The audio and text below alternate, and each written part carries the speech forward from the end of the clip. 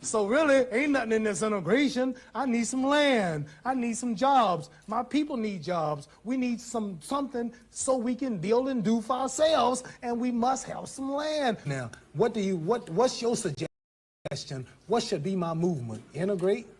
Yeah, equal rights in a mixed society. In this society, where you still own the government, you still own the train station, the railroad plant, the lecture plant, these television cameras, you still make all the food, you control everything, and I'm like a leech on a dog's back. All I can do is just wait for you. I can't do nothing for myself. Integrating it in your society don't mean I'm doing nothing for myself. You doing it all. I want to do something for myself. I'm tired of depending on you. You might get broke one day. Your stores might close. Your gas pumps might cut off again. I'm relying on you now. Can I have my own land?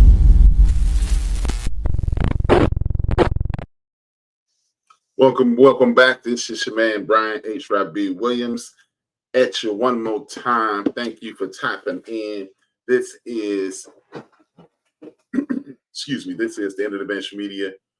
I am HRap. This is a few minutes with HRap, where I'll give you information I think will be beneficial to the community so we can uplift each other, uplift the community, and move forward in every way, shape, form, or fashion. As usual, I need you to check in on www.thaendofdabench.com. That is www.thaendofdabench.com. And if you feel like sending a little piece of change, there you go. Cash App right there, the End of the Bench, THAENDOFDABENCH, the End of the Bench, just like the website. Subscribe on the End of the Bench Media. Please go to the End of the Bench Media on YouTube. Hit that like, hit that subscribe, and go watch. I'm gonna do history today, a little piece of history. I'm gonna do that, and then you can go watch the video in its entirety today. I do believe it is a video from a man on One Mic History, Country Boy, and we will cover that. We're gonna cover that and a myriad other things.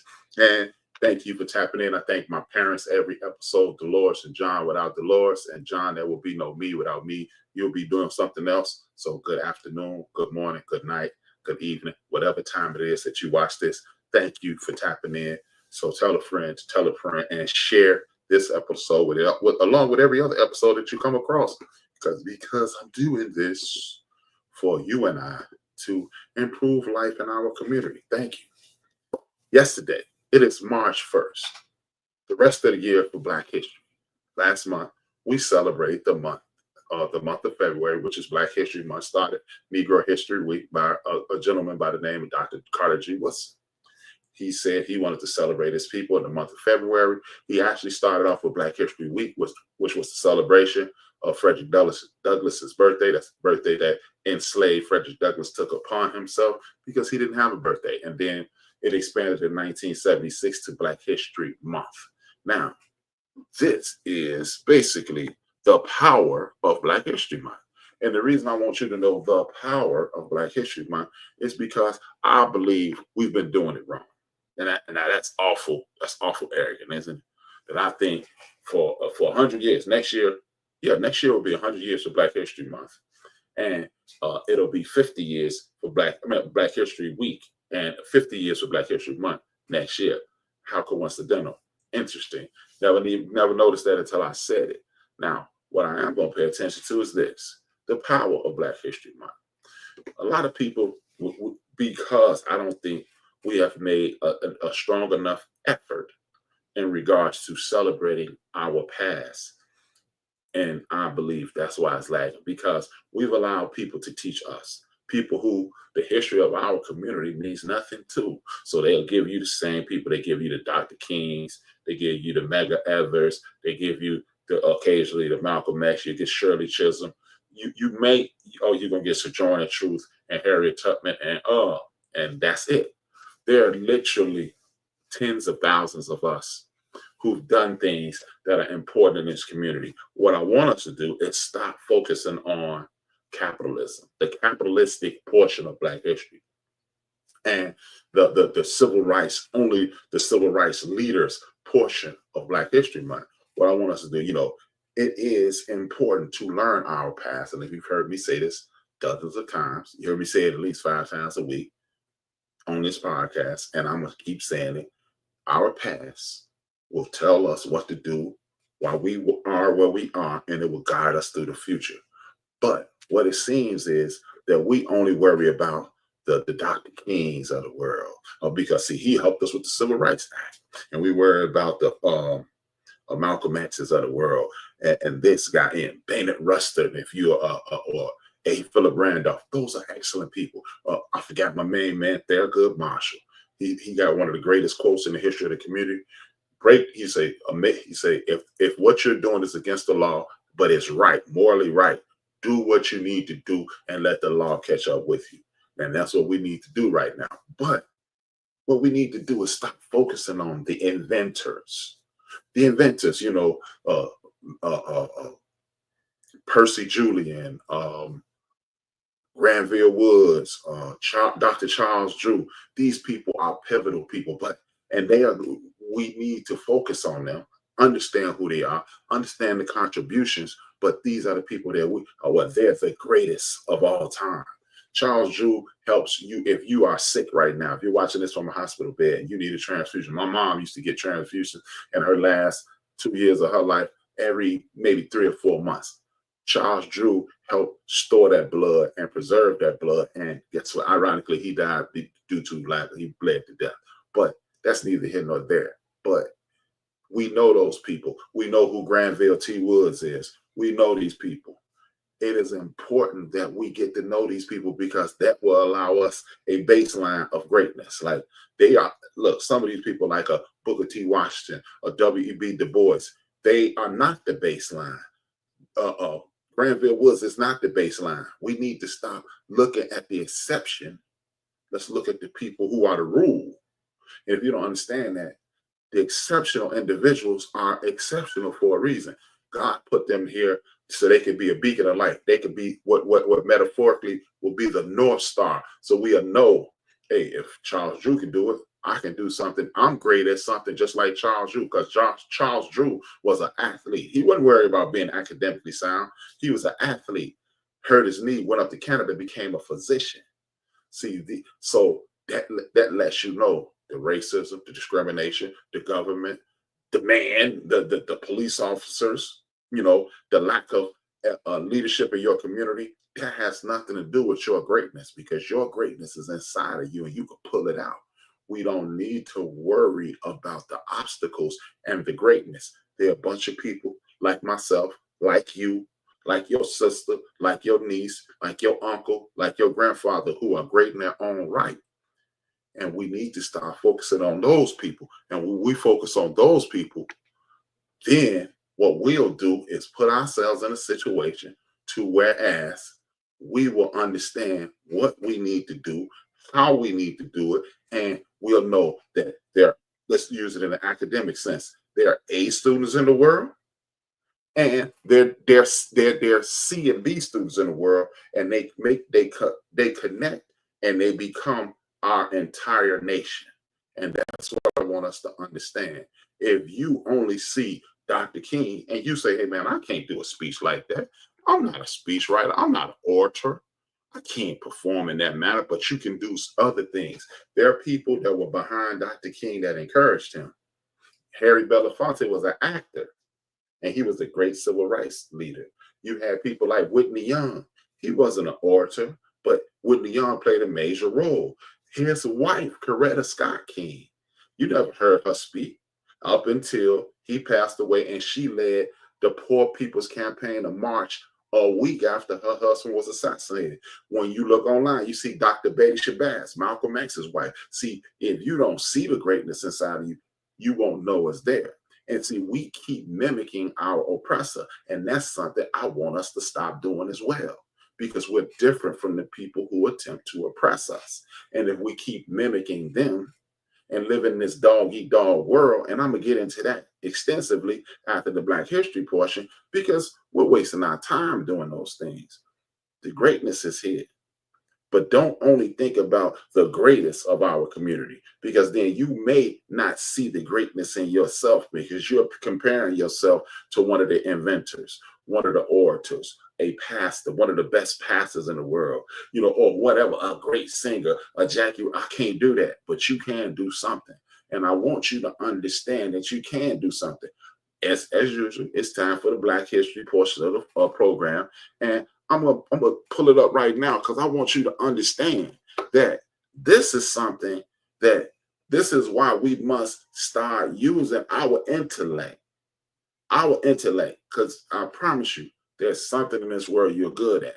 But when I come back, I'm gonna talk about us mimicking our oppressors, mimicking our colonizers. And when you see this, you'll understand why I say it's time out for that. It's literally time out for us mimicking people who want to destroy us. We can sit around and pretend, oh man, that everybody isn't like that. And so you got to understand. No, I don't have to understand anything, because history is repeating itself.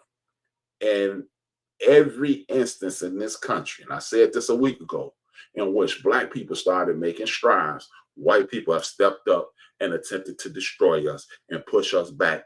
If we made a 10-year stride, okay, perfect example. 1865, the Emancipation Proclamation freed the slaves in the South and allowed slave owners in the North, or who stayed with their union, to maintain their slaves, enslaved people. They didn't free everybody, but we're not gonna gloss over that. That's not what that document said. It literally said Missouri, Kentucky, and other states that had enslaved Africans, y'all keep y'all because y'all stayed with the Union. That is the greatest lie, one of the greatest lies ever told to my people. I'm not trying to hear that anymore. So, and it was a period called Reconstruction. During Reconstruction, we became business owners. Some of us became, for that time, what will be considered a millionaire today. We became elected officials, and you're going to see a video showing that, and you'll see what happened, and you'll see the current president and his regime trying to do the same thing. It's HRap. I'll be back shortly. I want you to watch this video, and then we'll continue. In 1898, following state elections, a white mob staged a coup in Wilmington, North Carolina, then the largest city in the state. They destroyed Black-owned businesses, murdered Black residents, and forced the entire elected local government to resign en masse. And if this is the type of content that you enjoy, you can find more content like this at onemichistory.com. If you'd like to support the channel, you can do so on Buy Me Coffee on my Patreon page in the description below. Also, please give us 5 stars on Apple Podcasts and support the YouTube channel. But without further ado, let's get started. After the Civil War, around 1868, North Carolina ratified the 14th Amendment to the United States Constitution. This resulted in Reconstruction-era politics in the South. North Carolina state legislatures and the governorship was then dominated by Republican officials. Conservative white Democrats who had previously dominated state politics greatly resented this change, and they felt that it had been brought on by African Americans and race traders. Newly freed African Americans were eager to vote and overwhelmingly supported the Republican Party, who had helped emancipate them, giving them citizenship and the right to vote. Reconstruction-era politics had barred former Confederate veterans from voting and holding public office in North Carolina. Many Democrats were bitter about the Confederacy's defeat, and these veterans joined groups like the Ku Klux Klan and orchestrated considerable violence at elections in order to suppress the Black vote. Democrats would regain control of state legislatures in 1870. Democrats would then announce that local officials would no longer be elected, but rather appointed by the state. They would begin circumventing legislation by taking over the state judiciary branch and adopting 30 amendments to the state constitution. This included lowering the number of judges to the North Carolina Supreme Court, putting lower courts and local governments under the control of the state legislature, rescinding votes to certain types of criminals, mandating segregated public schools, outlawing interracial relationships, and granting the General Assembly the power to modify or nullify any local government. Now, as you see that, this is exactly what I was talking about. Is this not what's going on right now? So it's not that many HRap. That was a long time ago. And you got your president who's going to cut Medicaid, cut Medicare, and cut Social Security. Do you not understand that it's a lot of people that are elders, are indigent, and our people who have mental and physical ailments will suffer for this? Are you willing to give up $200? Why would you sign an executive order to stop the cap on insulin so people can live and live in a comfortable life? But this is what I want us to understand. Shout out to Donald Trump being president, because it's the best thing to happen to my people, if you ask me. And I know people who know me probably sitting here going, man, what the hell? HRap lost his damn mind. because it's going to force us to come together. And as you see, 10 years after the emancipation, we was on point like Trick Dice.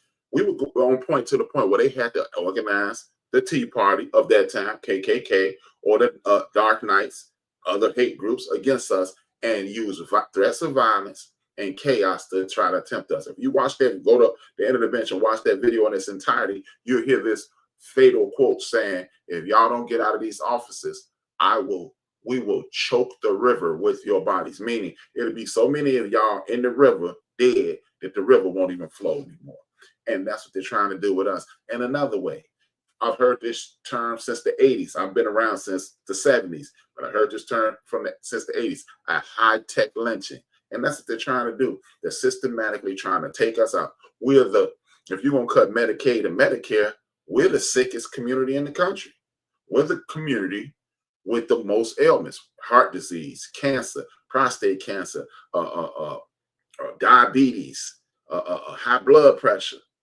That's us. So if you cut free meds, it's gonna hit us first. But y'all not thinking that, because y'all sitting up aspiring to be millionaires because you think you will be adjacent to a white nationalist. Have you lost your entire mind? Did you see how he treated the white man on TV yesterday? You think he'll sit in front of the entire world and embarrass the hell out of that white man, and he won't do that to you? You are outside of your mind. But that's neither here nor there. That's why I'm glad he's there. So if you down with that foolishness, then I ain't gonna hate you, and I ain't gonna wish nothing bad on you. But you ain't no cookout, dog. In the black card, none of that. You gave all your privileges up when you signed up with that. And I'm not gonna be angry with you, but I'm not gonna rock with you either. Just like anything. See, friendship or forgiveness does not grant access. So if you are Byron Donald and you over there bootlicking, keep them tap dance shoes on, Jack, because we're not messing with you at all. If you can't figure out a way for them to respect you, we're not rocking with you. And just like the great Harriet Tubman, our ancestor, used to tell people, "Oh, let's go." Oh, I don't know, pow. Ain't no conversation. The rest of y'all, and it's some more bullets in this gun. And I'm not advocating hurting anybody, but we are going to socially assassinate you. You will not be allowed in this situation, because, like Benedict Arnold, you might flip again. So hey, if Benedict Arnold was down for the white folks who was trying to get up under the English thumb, and then he went over there, and then he came back. No, ain't no comeback. Stay over there, and whatever you get over there, I hope it works for you. And that's the mentality we need to have. See, again, like I was saying, we love celebrating rich. Wealthy is not always being a millionaire. Wealthy is having a wealth of friends. A wealthy community does not mean everybody is thriving. A wealthy community is security in that community. Children outside playing and aspiring to greatness. That's the true wealth. You know how they say health is wealth? That is a healthy community. And then that makes us wealthy. Now, one of the things that I'm talking about when I was telling you earlier, and I was saying, hey man, it's cool to learn about Dr. King and those great people, but why don't we start learning about people like O.W. Gurley?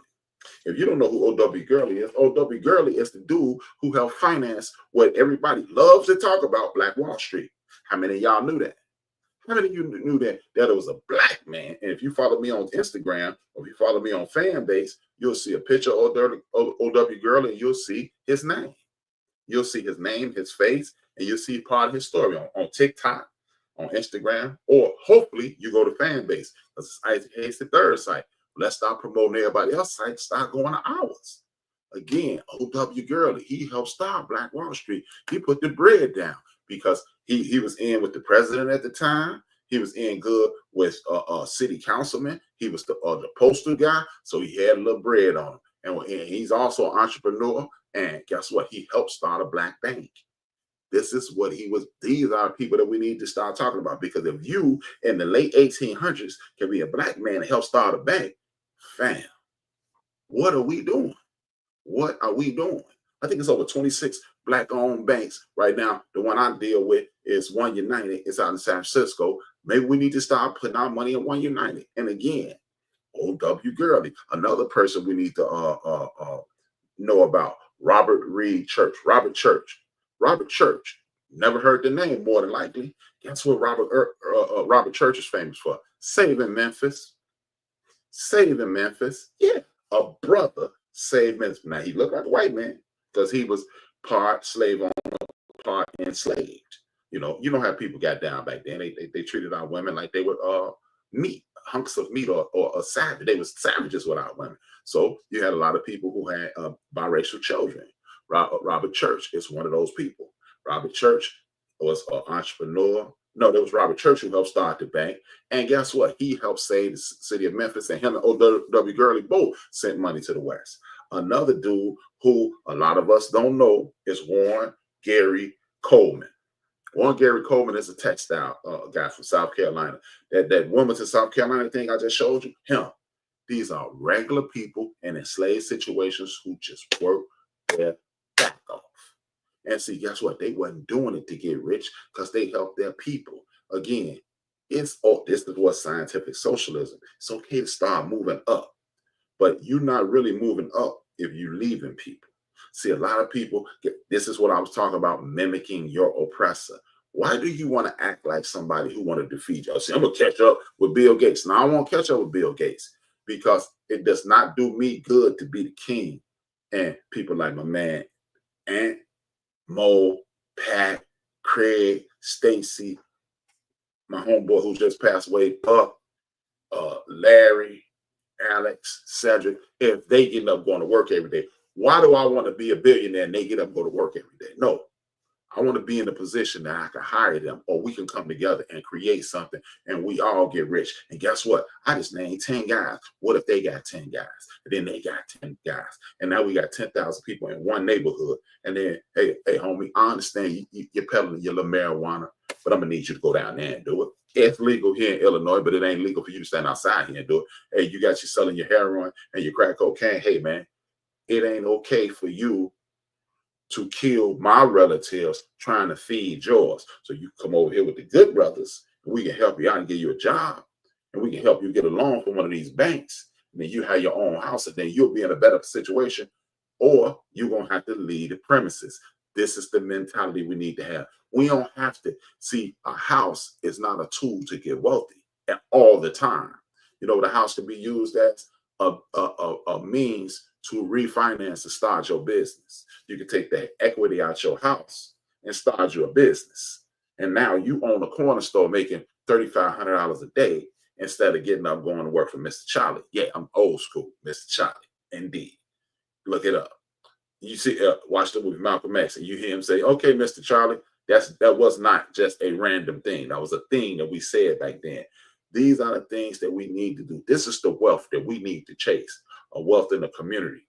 Because if it's 8 grocery corner stores in our community now with over 15,000 people, one of us can elevate and open up a grocery store, and then you can lead your brother that grocery store. Now you got we all employing people in the community.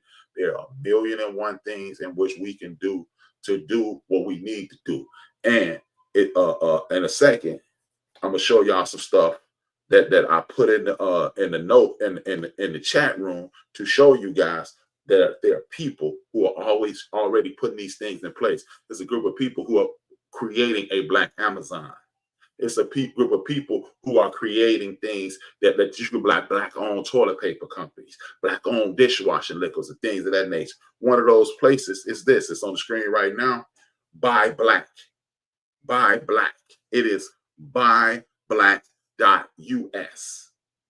Buyblack.us. That's a company. That's something that we need to be jumping on top of. And I'm going to do it. www.buyblack.us. Let me, this time I bought my glasses because y'all know I can't see, man. Y'all know I can't see. I'm producing on the fly. Y'all know I'm blind as a bat, but it's cool. You know what I'm saying? Y'all support me. I'm going to help my people along the way. Us. Buyblack.us. I'm putting it in here now. BLACK.us. Black.us, buyblack.us. These are people who are rocking with us. This is us doing our thing. And I don't want y'all going over there complaining, oh man, the site was moving slow, because they didn't know all you fools is going to go over there, man. Do you think Amazon worked perfectly 25 years ago? Well, work with these people. Stop expecting perfection from us and accepting mediocrity from somebody else. Another thing is targetfast.org. Target, just like the store that we boycotting, fast.org. There you go. It's on the screen right there. We're going to do this, y'all. We're gonna support us. Targetfast.org. And the next one is blackchambers.org. Blackchamber.org. That's the Black Chamber of Commerce. I'm assuming I saw this dude on a podcast, and I looked him up, and it's a cool thing. And they vetting people. They're putting people in a good situation. And then .org. Bam. We're going to support our own, man. We don't have to. We got our own Target this time. We got our own whatever. We building these things. So they're not, again, stop expecting perfection from something new.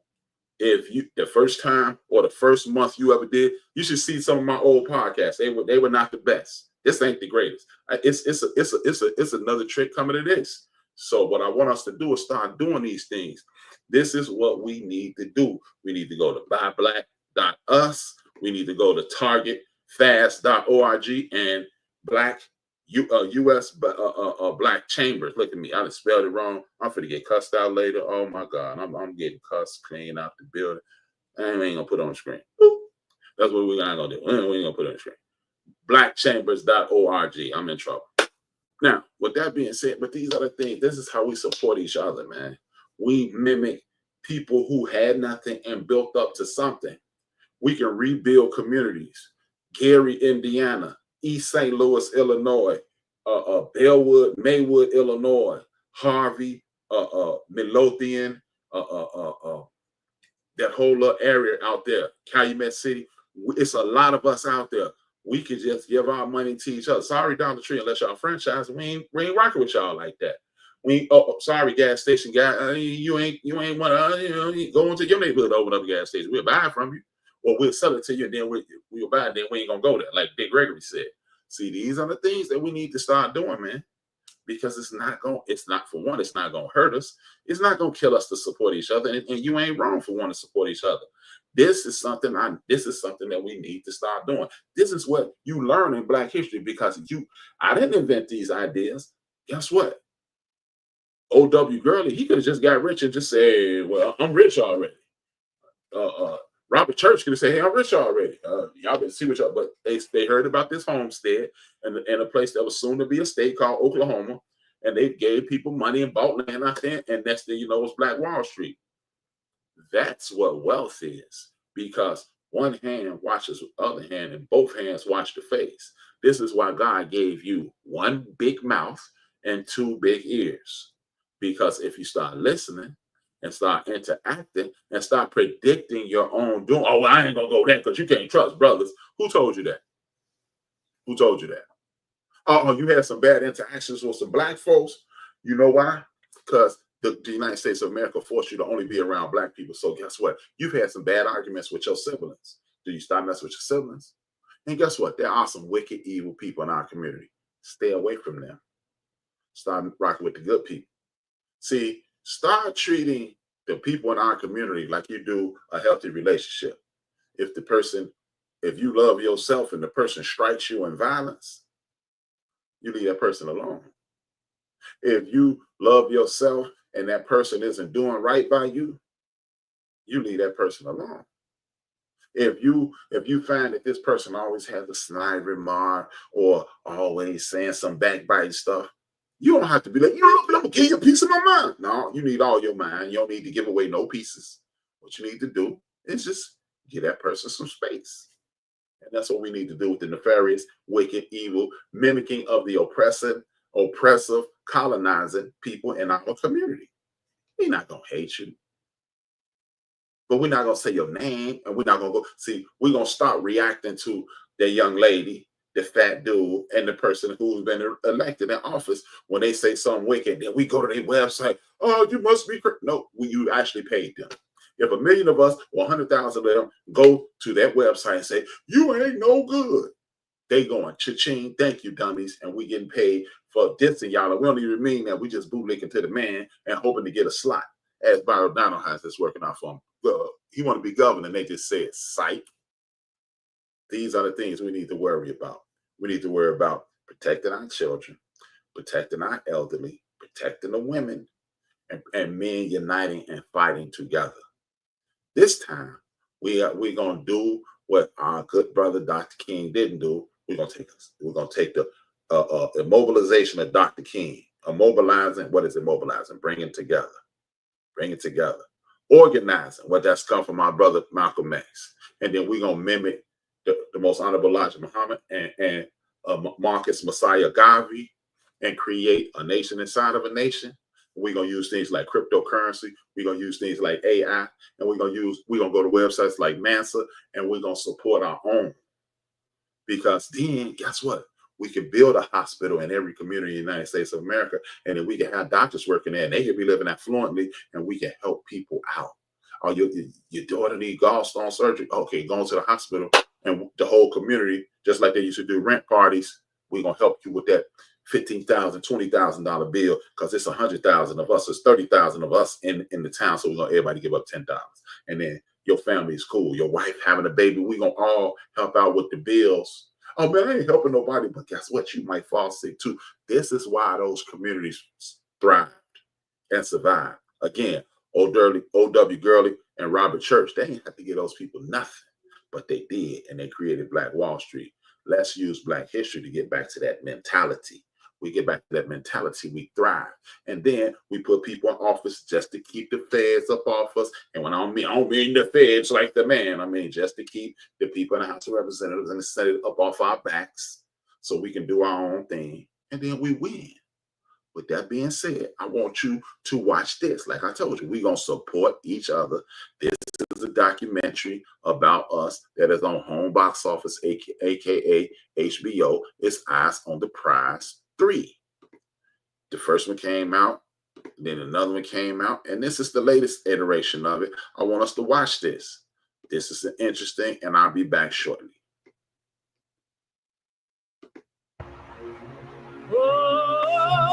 Freedom. As a child, I watched the civil rights movement on television. Those struggles that were in the 60s, they're still today. If we unify, we would create a domino effect for peace. We're not just here for the moment, we're here for a movement. We cannot rest. I'm about to do something of substance.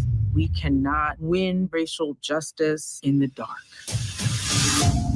I've been inside so long. The Bronx is burning. We had to save ourselves. In LA, it was rough times. The police department was a gang. We're the only ones that can actually stop this war against us. When I think about it still, it makes me emotional. There's been a toxic gas leak in Institute, West Virginia. If it had been a white neighborhood, would they have done the same thing? This was a Black community confronting the system. We decided, oh, gee, we can do this. Our fight for public school integration, it cost a lot. What we're not going to do is retreat. We're going to fight all the way. This is about respect. That day in the Million Man March, people see us.